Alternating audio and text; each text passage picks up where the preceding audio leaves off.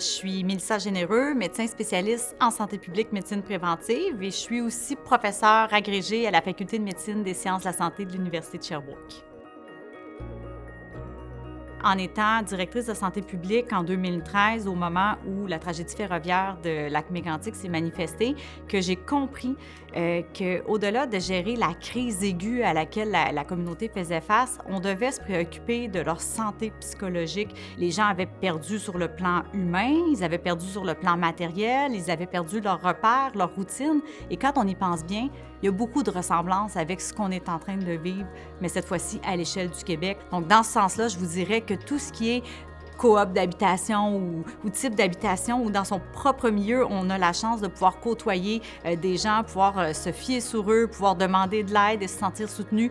Pour moi, ça m'apparaît évident que ce sont des stratégies qui vont contribuer à une meilleure santé mentale de la population. En fait, dès avril 2020, et puis ça s'est accentué au fil du temps, on a pu observer que, en effet, les adultes québécois affichaient vraiment des symptômes d'anxiété généralisée et de dépression majeure qui étaient beaucoup plus fréquents que ce à quoi on aurait pu s'attendre avant la pandémie. On parle quand même de près du quart de la population adulte québécoise qui affichait des symptômes compatibles avec soit un trouble d'anxiété, soit une dépression majeure. En février 2021, pour la première fois, on a décidé d'ajouter un nouveau facteur qu'on appelle le sentiment de solitude. Donc, premier constat, c'est qu'on se rend compte qu'à peu près 4 adultes sur 10 au Québec rapportent en ce moment un sentiment de solitude élevé. Mais surtout, ce qui est dérangeant, c'est que les gens qui affichent un sentiment de solitude élevé sont 3 fois plus à risque de rapporter des symptômes d'anxiété ou de dépression en temps de pandémie. Donc, on voit vraiment que ce sentiment de solitude-là, parmi tous les facteurs qu'on a examinés dans notre étude, c'est celui qui prédit le mieux l'anxiété et la dépression dans ce contexte assez particulier.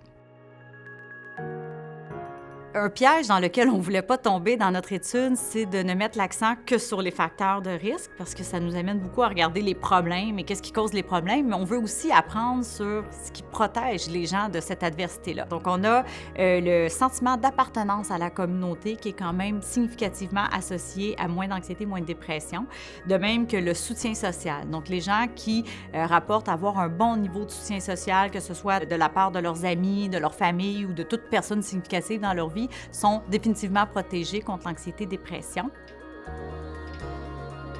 Avec tout ce qu'on vient de dire, là, ce que j'aimerais qu'on retienne, c'est que le développement des communautés a vraiment toute sa place dans un contexte de pandémie si singulier. On doit travailler tous ensemble, le milieu municipal, le milieu communautaire, et ça inclut bien évidemment le logement social et communautaire. Donc, c'est en redonnant le pouvoir d'agir à nos citoyens et à nos organismes qu'on va être capable de mieux s'en sortir.